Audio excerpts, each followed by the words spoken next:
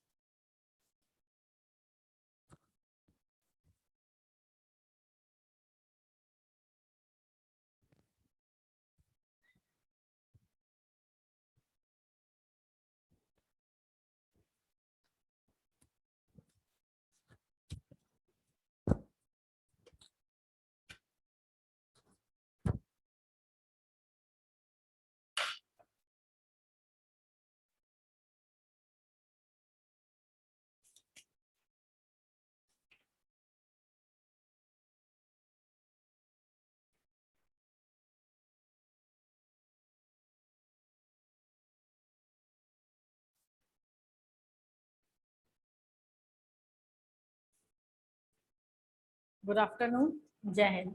तो हम लोग पढ़ रहे थे पॉपुलेशन एंड ऑर्गेनिज्म वाला चैप्टर। ठीक है, आप सभी को याद होगा पॉपुलेशन एंड ऑर्गेनिज्म हमारा चल रहा था। अब उसमें हमने जो कल पढ़ा था वो छोटा सा ही टॉपिक हो पाया था, और वो था कंपोनेंट्स ऑफ इकोसिस्टम। इकोसिस्टम के कौन कौन से कंपोनेंट्स होते हैं। अब जो इकोसिस्टम के आपके कंपोनेंट हैं इनको डिटेल में पढ़ना है। तो इकोसिस्टम के बेसिकली दो कंपोनेंट थे, एक था बायोटिक कंपोनेंट और दूसरा था अबायोटिक कंपोनेंट। अब पहले हम पढ़ लेते हैं बायोटिक कंपोनेंट, या अबायोटिक कोई भी ले लेते हैं, ठीक है, और उनको डिटेल में पढ़ना स्टार्ट करते हैं। तो अगर हम अबायोटिक कंपोनेंट की बात करें तो अबायोटिक कंपोनेंट में कौन से एलिमेंट, कौन से आपके सब कंपोनेंट मिलते हैं, जैसे कि टेम्परेचर है, वाटर है, सॉइल है, लाइट है, ये सब क्या है, अबायोटिक कंपोनेंट है किसी भी इकोसिस्टम के। तो चलिए पहले हम पढ़ते हैं किसके बारे में, टेम्परेचर के बारे में। तो टेम्परेचर के बारे में आपको पता है बहुत सारी चीजें मैं पहले भी डिस्कस कर चुकी हूँ। तो टेम्परेचर क्या है, पहली बात ये हमारे इकोसिस्टम का एक अबायोटिक कंपोनेंट है। ठीक है, हमारे सिलेबस में 4 अबायोटिक कंपोनेंट है जिनकी स्टडी हमें डिटेल में करनी है। एक है टेम्परेचर, दूसरा है वाटर, तीसरा है सॉइल और चौथा है लाइट। ये 4 अबायोटिक कंपोनेंट हमारे सिलेबस में है। वैसे तो और भी अबायोटिक कंपोनेंट होते हैं लेकिन उनकी डिटेल में इतना हमें स्टडी नहीं करना है। तो टेम्परेचर के बारे में हम पहले भी डिस्कस कर चुके हैं कि अगर हम पूरे ग्लोब की बात करें, ग्लोब का मतलब है हम पूरे अर्थ की बात करें, तो अर्थ में सबसे ज्यादा जो टेम्परेचर है वो किस पर रहता है, किस पार्ट पर रहता है, इक्वेटर पर रहता है। इक्वेटर से जब पोल्स की तरफ जाते हैं तो जो पोल्स है ठंडे होते जाते हैं। मीन्स जब हम इक्वेटर से और नॉर्थ पोल या साउथ पोल की तरफ मूव करते हैं तो टेम्परेचर डिक्रीज होता जाता है। इनफैक्ट हम ये भी कह सकते हैं कि पोल्स पर आपका टेम्परेचर सब 0 डिग्री मीन 0 डिग्री से भी नीचे हो सकता है, जबकि इक्वेटर पर जो टेम्परेचर रेंज है वो 50 डिग्री सेल्सियस से भी अबव हो सकता है। तो इतना एक अर्थ पर ही इतना टेम्परेचर वेरिएशन देखने को मिल जाता है। अब इस टेम्परेचर का किसी भी लिविंग पर क्या इफेक्ट पड़ता है, बात समझ गए। तो टेम्परेचर का जो लिविंग पर इफेक्ट पड़ता है उसी इफेक्ट के बारे में हम पढ़ लेते हैं। तो सबसे पहले हम बात करते हैं इस टेम्परेचर का किस पर इफेक्ट पड़ रहा है, एंजाइमेटिक एक्टिविटी पर। एंजाइमेटिक एक्टिविटी, ठीक है, एंजाइमेटिक एक्टिविटी पर टेम्परेचर का क्या प्रभाव पड़ता है, क्या इफेक्ट पड़ता है, इसके बारे में अगर हम बात करें तो आप ये बहुत अच्छे से जानते हैं कि एक स्पेसिफिक टेम्परेचर पर ही, जिसे हम बोलते हैं ऑप्टिमम टेम्परेचर। ठीक है, कौन सा temperature, optimum temperature, class 11th का टर्म है। ऑप्टिमम टेम्परेचर या ऑप्टिमम का मतलब क्या होता है, ऑप्टिमम टेम्परेचर एक ऐसा टेम्परेचर है जिस पर मैक्सिमम रिएक्टिविटी होती है किसी भी एंजाइम की। ठीक है, टेम्परेचर एक ऐसा टेम्परेचर जिस पर एंजाइम एक्टिविटी मैक्सिमम हो उसे हम क्या बोलते हैं, उसे हम बोलते हैं ऑप्टिमम टेम्परेचर। ठीक है, तो जैसे कि हमारी बॉडी, अगर हम ह्यूमन की ही बात करें, वैसे तो हम ऑल ऑर्गेनिज्म की बात करते हैं लेकिन स्पेशली आपको समझने के लिए अगर हम ह्यूमन की बात कर रहे हैं तो ह्यूमन में एक स्पेसिफिक टेम्परेचर पर ही हमारी जो एंजाइम्स हैं वो क्या करती हैं, रिएक्टिविटी शो करती हैं। जैसे ह्यूमन का normally body temperature 37 degree Celsius होता है। अब इस 37 डिग्री सेल्सियस पर ही सभी एंजाइमेटिक जो है एंजाइमेटिक रिएक्शंस है वो वर्क करती हैं। मींस जैसे डाइजेशन समझ ले, डाइजेशन में नंबर ऑफ जो एंजाइम्स है वो पार्टिसिपेट करते हैं, जैसे कि सलाइवा में प्रेजेंट टाइलिन, स्टमक में प्रेजेंट पेप्सिन, ठीक है, और आपका जो गैस्ट्रिक जूसेस है उसमें भी बहुत सारे लाइपेज और पेप्सिनोजन समथिंग समथिंग बहुत सारे एंजाइम होते हैं। ये एंजाइम एक स्पेसिफिक टेम्परेचर पर ही वर्क करते हैं और उस स्पेसिफिक टेम्परेचर को हम ऑप्टिमम टेम्परेचर कहते हैं। अगर हमारी बॉडी का टेम्परेचर इस ऑप्टिमम टेम्परेचर से ज्यादा हो जाए, समझ रहे हो ना, हमारी बॉडी का टेम्परेचर 37 डिग्री सेल्सियस होता है, अगर इस 37 डिग्री सेल्सियस से हमारा बॉडी टेम्परेचर कैसा हो जाए, ज्यादा हो जाए, तो जो एंजाइमेटिक रिएक्टिविटी है, एंजाइमेटिक एक्शन है, वो डिक्रीज हो जाता है। आप इसका एक जीता जागता उदाहरण अपने अंदर भी देख सकते हैं। जब आपको फीवर आता है, फीवर का मतलब ही क्या है, आपके बॉडी का टेम्परेचर इंक्रीज हो जाना, यही होता है। फीवर में क्या होता है, आपका बॉडी का टेम्परेचर इंक्रीज हो जाता है, यही होता है। और जब आपको फीवर आता है तो आपको भूख कम लगती है, ठीक है, आपको भूख बहुत कम लगती है, ऐसा लगता है पेट भरा हुआ है। क्यों? क्योंकि जो आपने पहले खाया हुआ है वही डाइजेस्ट नहीं हुआ। क्यों डाइजेस्ट नहीं हुआ? क्योंकि बॉडी का टेम्परेचर ज्यादा हो गया, जिसके कारण डाइजेशन में हेल्प करने वाले जो एंजाइम थे वो अच्छे से फंक्शनिंग नहीं कर पा रहे। बात समझ गए? तो आपको यहाँ से कॉन्सेप्ट और समझ में आया होगा कि फीवर आने पर भूख क्यों नहीं लगती। फीवर आने पर बॉडी का टेम्परेचर इंक्रीज हो जाता है, जिसके कारण डाइजेशन में हेल्प करने वाले जो एंजाइम है वो इनएक्टिवेट हो जाते हैं या वर्क फंक्शनिंग नहीं करते, जिसके कारण डाइजेशन की प्रोसेस कुछ टाइम के लिए स्टॉप हो सकती है या स्लो डाउन हो जाती है। बात समझे? तो एंजाइमेटिक एक्टिविटी पर टेम्परेचर का इफेक्ट पड़ता है। क्या इफेक्ट पड़ता है? On optimum temperature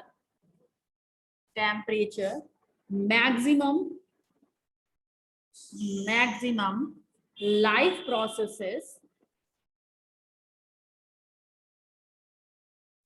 are completed।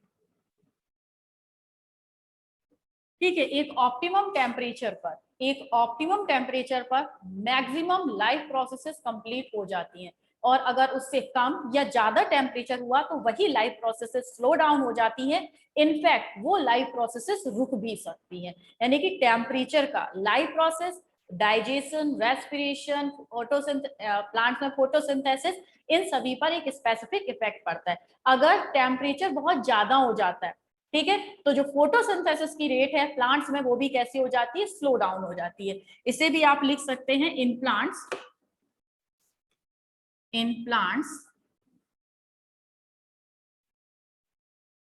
rate of photosynthesis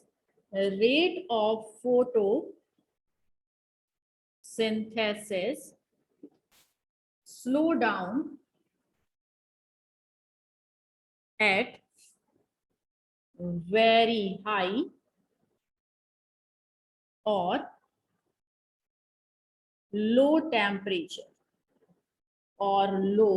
temperature ठीक है, टेम्परेचर बहुत ज्यादा हो जाए या टेम्परेचर बहुत ज्यादा कम हो जाए तो जो क्या होता है, आपका फोटोसिंथेसिस की रेट है वो बहुत ही ज्यादा स्लो डाउन हो जाती है। बात समझ गए? सर्दियों में प्लांट नहीं बढ़ते, छोटी छोटी सी पत्तियां निकलना स्टार्ट हो जाती है। क्यों?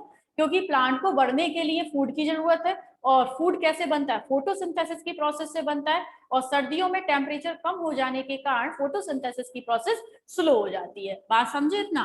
तो एक तो एंजाइमेटिक एक्टिविटी पर किसका, टेम्परेचर का इफेक्ट पड़ा। अब इसी इफेक्ट के कारण, टेम्परेचर के इफेक्ट के कारण दो टाइप के एनिमल्स देखने को मिलते हैं। ठीक है, दो टाइप के एनिमल कौन से होते हैं? एक एनिमल होते हैं यूरीथर्मल एनिमल। कौन से? Eurythermal animal. और दूसरे होते हैं स्टीनोथर्मल एनिमल। स्टीनोथर्मल एनिमल, ये दोनों इंपॉर्टेंट है। जहां पर भी यूरो और इस पूरे चैप्टर में आपको स्टीनो वर्ड दिखाई दे जाए उसे अपने आप इंपॉर्टेंट मान लीजिएगा। तो स्टीनोथर्मल और यूनिथर्मल एनिमल्स क्या होते हैं, ये किसके बेस पर दे रखे, थर्मल वर्ड आ रहा है ना, थर्मल का मतलब क्या होगा, टेम्परेचर ही होगा। तो टेम्परेचर के बेस पर दो टाइप के एनिमल्स को कैटेगराइज किया हुआ है। अब यूरिथर्मल एनिमल्स ऐसे एनिमल्स होते हैं जो कि वाइड रेंज ऑफ टेम्परेचर को टॉलरेट कर सकते हैं। ठीक है, मैं लिख देती हूँ यहाँ पर, they can tolerate, they can tolerate wide range of temperature. ठीक है, ये क्या करते हैं, वाइड रेंज ऑफ टेम्परेचर को टॉलरेट कर सकते हैं। मींस एक लंबी चौड़ी रेंज है टेम्परेचर की, उस पर सर्वाइव कर सकते हैं।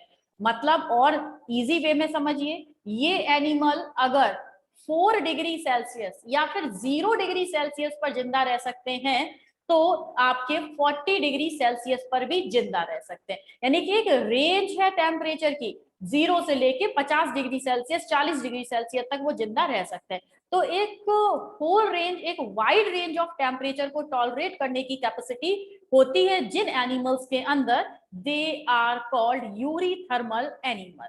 बात समझ रहे हैं, क्या है आपके यूरिथर्मल एनिमल, कौन कौन से होते हैं, जैसे कि एप्स हैं, मैमल्स हैं, ये सब यूरिथर्मल एनिमल्स में। आप हैं, आप यूरिथर्मल एनिमल्स हैं, मीन सर्दियों में टेम्परेचर 0 डिग्री सेल्सियस पे पहुंच जाता है, तब भी तुम कपकपाते हुए जिंदा रह लेते हो।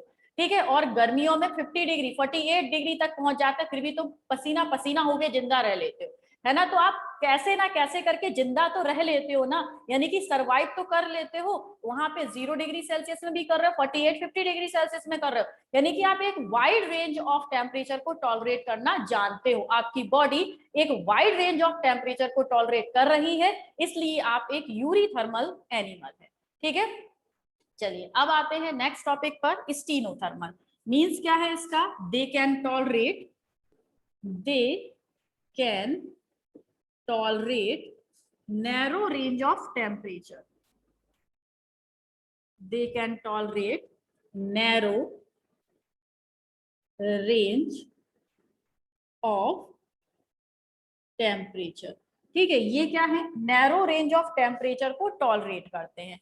नैरो रेंज ऑफ टेम्परेचर को टॉलरेट करने का मतलब है कि ये केवल स्पेसिफिक टेम्परेचर रेंज पर ही सरवाइव कर सकते हैं। अगर उस टेम्परेचर रेंज से टेम्परेचर ज्यादा हो जाता है या फिर कम हो जाता है, तो वो सरवाइव नहीं कर सकते। जैसे कि आपके बहुत सारी फिशेस हैं, ठीक है, बहुत सारे आपके ऑर्थोपोड्स हैं या इनवर्टिब्रेट्स हैं। तो अधिकतर जो इनवर्टिब्रेट्स हैं या फिर आपके रेप्टाइल्स हैं या फिर फिशेस है, वो स्टीनोथर्मल कहलाती हैं, क्योंकि वो नैरो रेंज ऑफ टेम्परेचर को क्या कर पाती हैं, एस्केप कर पाती हैं। समझ गए इतना, चलो भाई, तो इसे आप स्क्रीनशॉट ले लीजिएगा, ले लिया।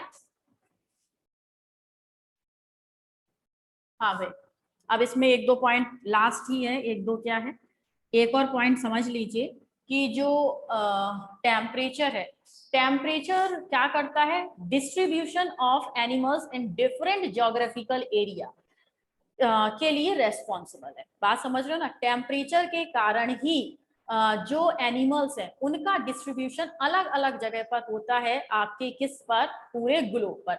जहां पर भी ग्लोब बोलूं, ग्लोब का मतलब है अर्थ सरफेस, पूरी अर्थ सरफेस की बात करूं मैं, इंडिया पाकिस्तान फलाना वलाना अलग अलग कंट्री की बात नहीं कर रही, यहाँ पर हमें ज्योग्राफिकल रीजन से बात करनी है।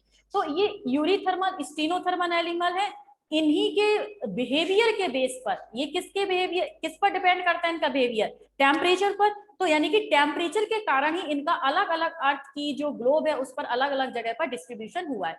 जैसे वो एनिमल जो कि वाइड रेंज ऑफ टेम्परेचर को टॉलरेट कर सकते हैं, यानी कि यूरिथर्मल एनिमल है, वो कहाँ मिल जाएंगे, वो पोल्स पर भी मिलेंगे एज वेल एज आपके इक्वेटर पर भी मिलेंगे। ठीक है, तो इनका अधिकतर डिस्ट्रीब्यूशन कहां पर होगा, इक्वेटर पर होगा। अब बात करते हैं जो हमारे स्टीनोथर्मल एनिमल है, वो कहां पर मिलेंगे, ये स्पेसिफिक एरिया में मिलेंगे। ठीक है, स्पेसिफिक एरिया में मिलेंगे, ध्यान देना वर्ड क्या बोल रही हूँ, ना तो मैं पोल्स बोल रही हूँ, ना मैं इक्वेटर बोल रही हूँ, ना ट्रॉपिक, ना सब ट्रॉपिक, ना आपका टुंड्रा टैगा, कुछ नहीं बोल रही, मैं कह रही हूँ स्पेसिफिक जियोग्राफिकल एरिया, जो कि उनकी सर्वाइबिलिटी के लिए एक स्पेसिफिक टेम्परेचर रेंज उन्हें प्रोवाइड कराता हो। ठीक है, जैसे ये ग्लोब है, ये अपना ग्लोब है, यहाँ पर टेम्परेचर मान लेते हैं पूरी साल 30 से 40 डिग्री सेल्सियस रहता है। तो यहाँ पर वो एनिमल सरवाइव करेंगे जो कि इतने टेम्परेचर रेंज पर उनकी बॉडी की सभी लाइफ प्रोसेसेस ऑप्टिमम तरीके से होती हैं। ठीक है, अब आप कहूं कि क्या ये यहाँ पर सरवाइव कर सकते हैं जहां पर सब 0 डिग्री सेल्सियस टेम्परेचर होता है? तो बिल्कुल नहीं कर सकते। कौन से वाले? स्टीनोथर्मल। बात समझ गए ना? तो स्पेसिफिक ज्योग्राफिकल एरिया में अपने बॉडी टेम्परेचर यूरीथर्मल स्टीनोथर्मल के बेस पर वो वहां पर सरवाइव करेंगे। ठीक है, तो नहीं कह सकते कि वो पोल्स पर मिलेंगे या वो अपने बॉडी की रेगुलरिटी के बेस पर एक स्पेसिफिक ज्योग्राफिकल एरिया में डिस्ट्रीब्यूट होंगे। ठीक है, चलिए हम रफ करते हैं वैसे। अब दूसरा जो अबायोटिक फैक्टर है उसके बारे में स्टडी करें।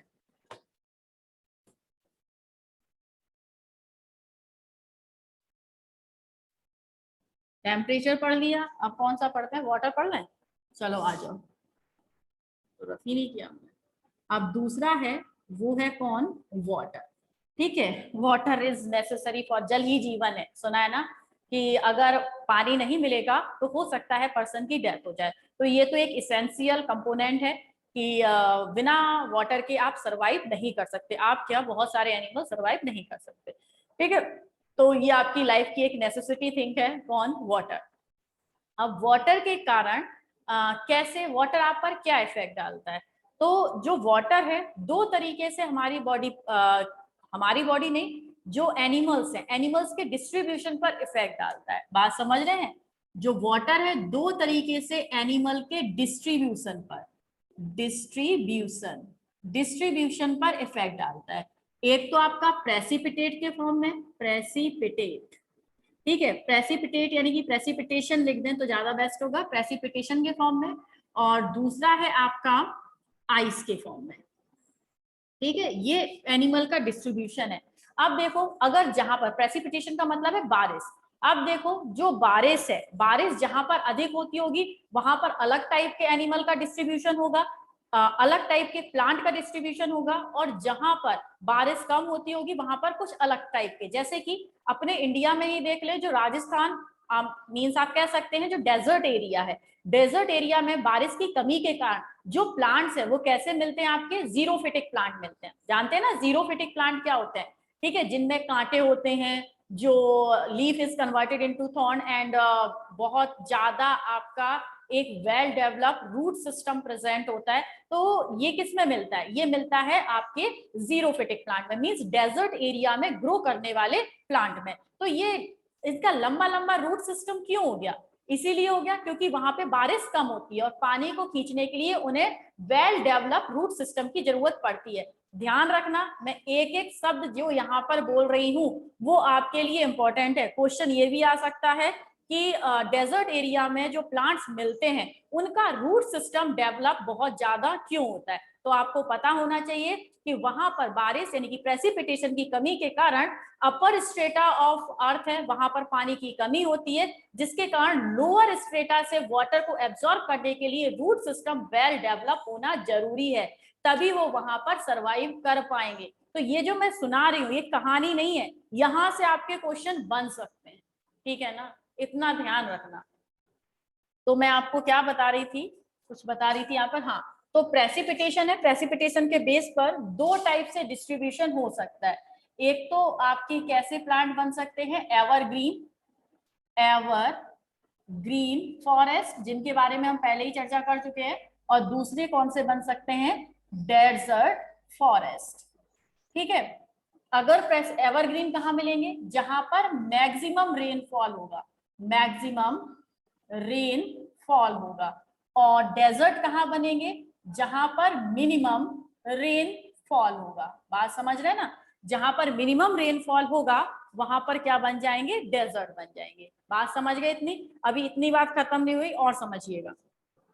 अब जहां पर मिनिमम रेनफॉल हुआ क्या बने? डेजर्ट बने। तो यहाँ पर जो डेजर्ट में स्पेशली प्लांट्स ग्रो करते हैं, मैं पहले प्लांट की बात कर रही हूँ फिर एनिमल की आपको बता दूंगी, समझ गए हो ना? तो इसी को लेके चलते, काफी लंबा टॉपिक है।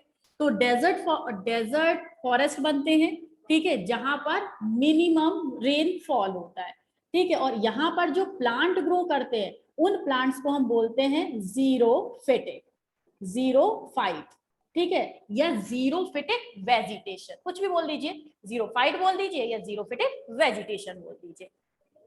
अब जो जीरोफिटिक वेजिटेशन है इनके कैरेक्टर्स क्या हैं, ठीक है, मैं कैरेक्टर्स भी यहाँ पर आपको लिखे दे रही हूँ, जो भी इनके कैरेक्टर्स हैं, एक बार में ये पूरा हो जाएगा कंप्लीट। तो जीरोफिटिक के कैरेक्टर्स क्या है, जैसे कि वेल डेवलप, अभी जस्ट बताया था, well develop root system, root system, समझ गए। अब इसका दूसरा और क्या हो सकता है, इसके कैरेक्टर, जीरोफिटिक प्लांट के और क्या कैरेक्टर्स हो सकते हैं, जैसे दूसरा कैरेक्टर है आपका leaf convert, leaf convert into spine, leaf किसमें कन्वर्ट हो जाए, स्पाइन में। और कैरेक्टर है, बिल्कुल कैरेक्टर है, ठीक है। तीसरा कैरेक्टर जीरोफाइट का क्या हो सकता है, क्यूटिकल, क्यूटिकल लेयर थिक और वैक्सी। क्यूटिकल समझते हैं, जो लीफ के ऊपर वैसे वैक्सी, वैक्सी क्या होती है आपकी, एक लेयर प्रेजेंट होती है, वो क्यूटिकल होती है। आप वो एनाटॉमी पढ़े होंगे लास्ट ईयर, तो इस तरीके से आपने प्लांट में देखा होगा, ये उसकी एपिडर्मिस है, यहाँ पर कॉर्टिकल सेल होते हैं, फिर एंडोडर्मिस होती है, फिर पेरिसाइकिल होता है, फिर जाइलम और फिर फ्लोएम, और इसके ऊपर कभी कभी कुछ प्लांट्स में एक ऐसी लेयर भी होती है।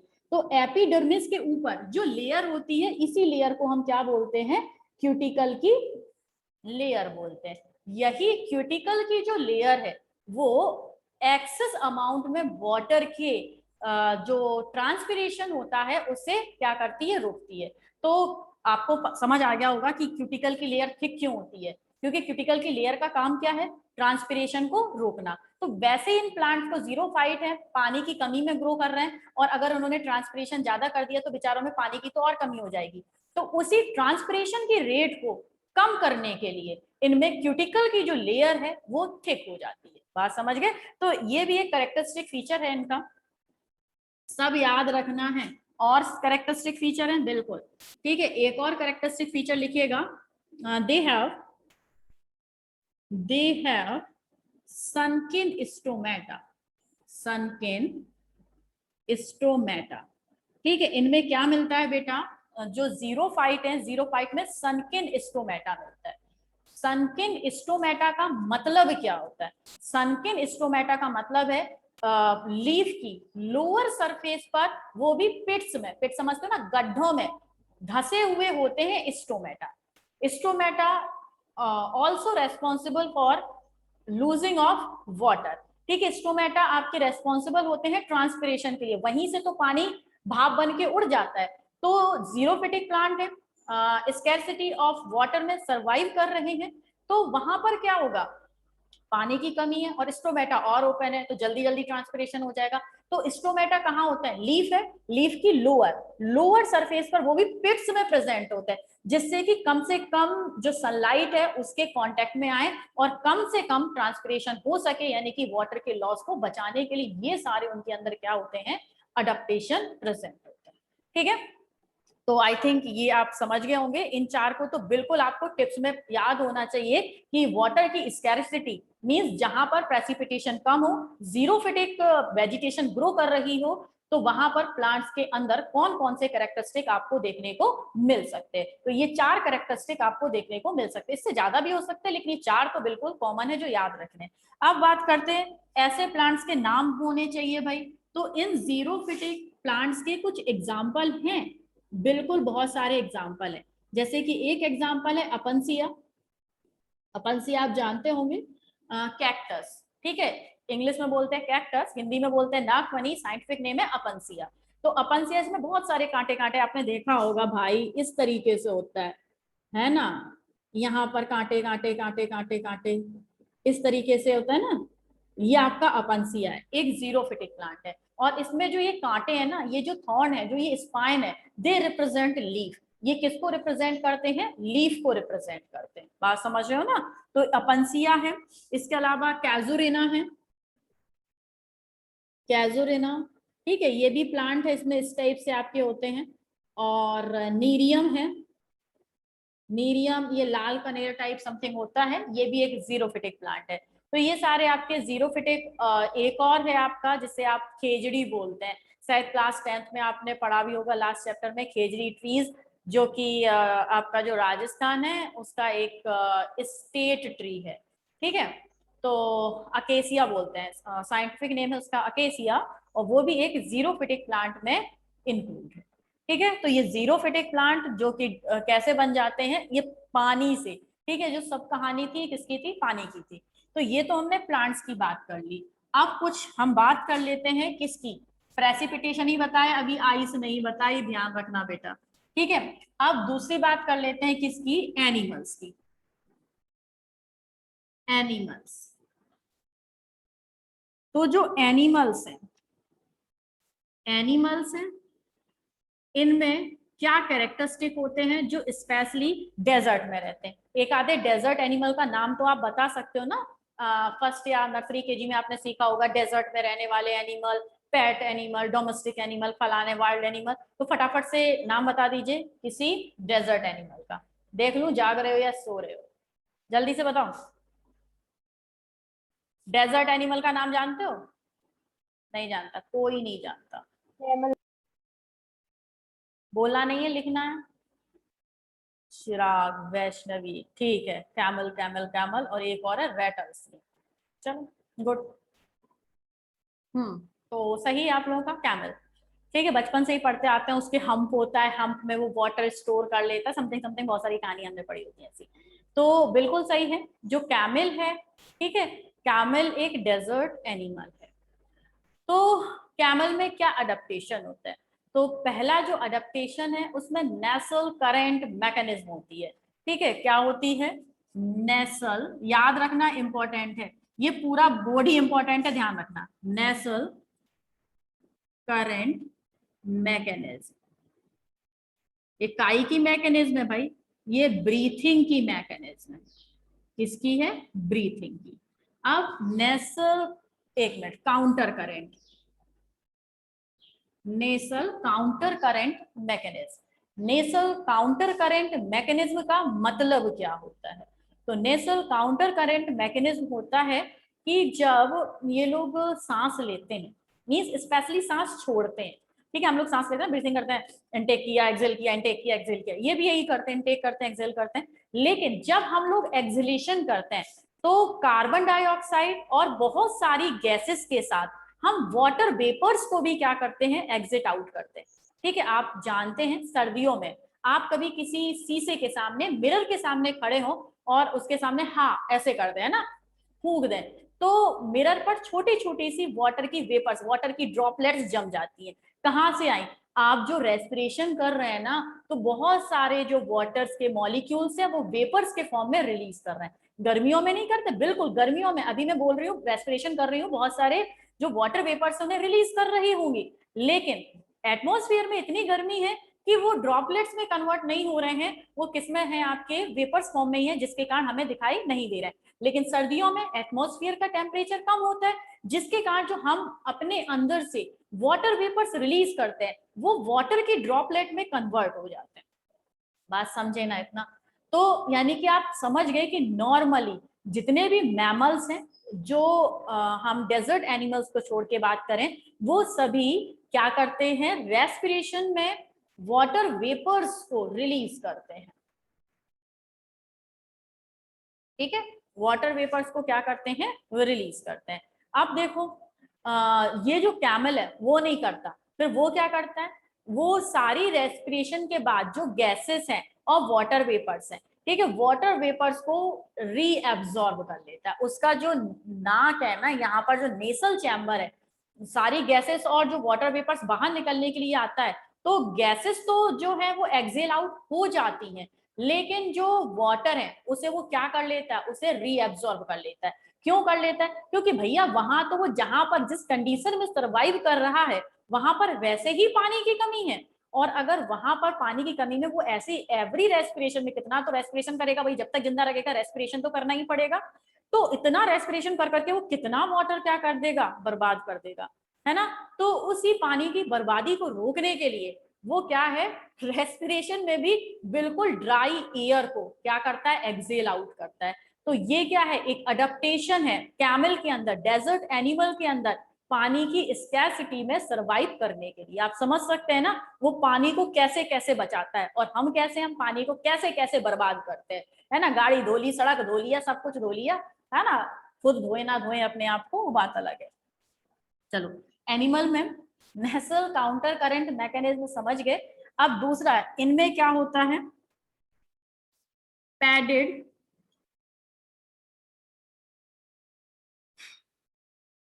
लेग्स। इनके जो लेग्स हैं वो कैसे होते हैं, पैडेड होते हैं। पैड का मतलब ऐसे आपने ऊंट के, कैमल के जो पैर देखे होंगे ना, तो नीचे से मोटे मोटे से होता है ना, उनके जो खुर से होते हैं मोटे मोटे से, ब्लैक ब्लैक से होते हैं। तो वो क्यों होते हैं, ठीक है, वो जहां पर कैमल को चलना होता है वो कहाँ पर, अधिकतर सैंडी एरिया में ही वो लोकोमोशन करते हैं, और सैंड थोड़े से टेम्परेचर भी बहुत ज्यादा गर्म हो जाती है।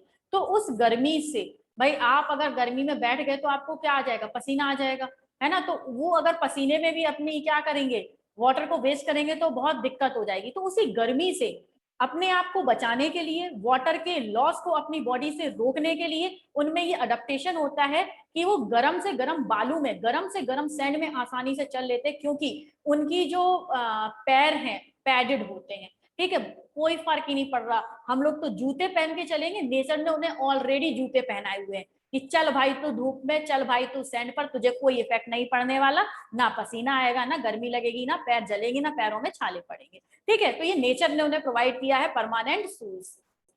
आ जाइए, और क्या होता है भाई, और इनमें और क्या अडेप्टेशन है, कंसंट्रेटेड यूरिन, काफी इंपॉर्टेंट है ये, कंसंट्रेटेड यूरिन। हाँ भाई, ये कंसंट्रेटेड यूरिन का मतलब क्या होता है, देखिए कंसंट्रेटेड यूरिन का मतलब है आप समझते हैं यूरिन का फॉर्मेशन एक्सक्रीटरी सिस्टम में होता है जाके।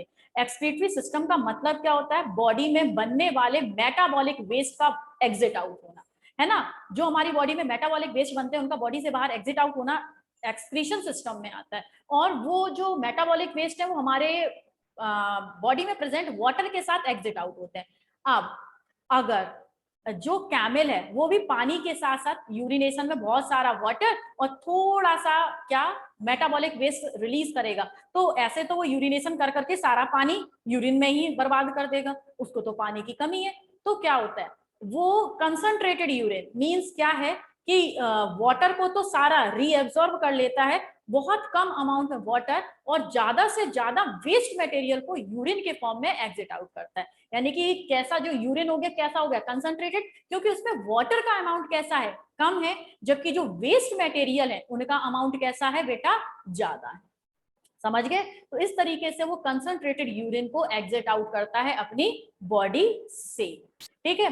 इसके अलावा फीकल मैटर भी उनका कंसंट्रेटेड होता है, मींस उनको लूज मोशन नहीं होते। तो इस तरीके से आप समझ सकते हैं कि फीकल मैटर भी कंसंट्रेटेड होता है। कंसंट्रेटेड का मतलब है ना पूरी तरीके से बहुत ज्यादा सॉलिडिफाइड होता है, ठीक। चलो आ जाओ, अब इनके कुछ एग्जाम्पल देख लेते हैं कि अपना टाइम होने वाला है। कि इसमें क्या कोई डेजर्ट एनिमल है, बिल्कुल है, बहुत सारे हैं। एक तो है जैसे अपना कैमल, दूसरा है कंगारू रैट, कैंगेरू रैट, ठीक है, आर कैपिटल, कैंगेरू रैट, ये आपके सिलेबस में है दोनों, तो इनके बारे में आपको पढ़ना है। कैमल तो जानते हैं, कंगारू रैट होता है जो डेजर्ट एरिया में मिलता है। और एक चीज और ध्यान रखनी है आपको कंगारू रैट के बारे में, ये अपनी लाइफ टाइम में कभी भी पानी नहीं पीता, समझ रहे हो ना, बिना पानी पिए जिंदा रहता है। कैमल तो पानी पी लेता है, लेकिन जो इनमें जो इसमें एक और अडेप्टेशन है कि वाटर स्टोर करने की कैपेसिटी होती है। अगर एक बार पानी मिल जाए तो एक बार में इतना पानी चढ़ा जाएंगे कि उसे स्टोर रख लेंगे 1 महीने तक के लिए। लेकिन कंगारू रैट है, एक प्यारा सा छोटा सा चूहा होता है, ये कभी पानी नहीं पीता। फिर आप कहोगे तो इनका ब्लड क्या गाढ़ा होता है, तो कुछ कंसंट्रेटेड ब्लड होता है, तो इनके अंदर पानी कहाँ से आता है, ठीक है भाई, फीकल मैटर तो सॉलिडिफाइड ही होगा, यूरिनेशन भी करते होंगे, तो वहां पे पानी कहाँ से आता है? ये जो भी ग्रेन्स वगैरह खाते हैं, ये जो भी खाते हैं ना, उसमें से ही वाटर को एब्जॉर्ब कर लेते हैं, अलग कर लेते हैं। बात समझ गए ना? तो ये लोग कितना पानी को बचाते हैं आप खुद समझिए। पानी नहीं पीते, लेकिन जो भी खाते हैं, जो सूखा आपका गेहूं खा रहे हैं, चावल खा रहे हैं, उसमें जितने परसेंट भी वाटर होगा ना, 2%, 4%, उसी 2 और 4% वाटर को एब्जॉर्ब करके अपना पूरा जिंदगी काट देंगे। ठीक है, तो ऐसे होते हैं कौन? आपके कंगारू रेड। और ये सब किसके कारण है? इस वाटर की कमी के कारण है। और जिस वाटर की कमी के कारण प्लांट्स में, एनिमल्स में कुछ ये अडेप्टेशन आए हुए हैं। बात समझे? तो ये सारा मैंने आपको बता दिया प्रेसिपिटेशन के बेस पर वाटर के कारण आपकी किस टाइप से डिस्ट्रीब्यूशन होता है एनिमल्स का, कहाँ एनिमल्स मिलते हैं, ये सब आपकी बात हो गई। ठीक है, एवरग्रीन फॉरेस्ट की हम कल बात करेंगे, और जो आइस है इसकी भी बात हम कल ही करेंगे, कि आज आपका टाइम होने वाला है। ठीक है, ये बताइए समझ में आया ये कहानी या नहीं? स्क्रीनशॉट ले लीजिए, स्क्रीनशॉट लीजिए। और अब से पानी कम फैलाना, समझ गए हो ना? केवल नहाना, तुम पता चला तो मैंने कह दिया पानी कम फैलाना, तुमने नहाना भी बंद कर दिया। कौशिक नहा लियो, तू नहाता नहीं है, मैंने सुना है।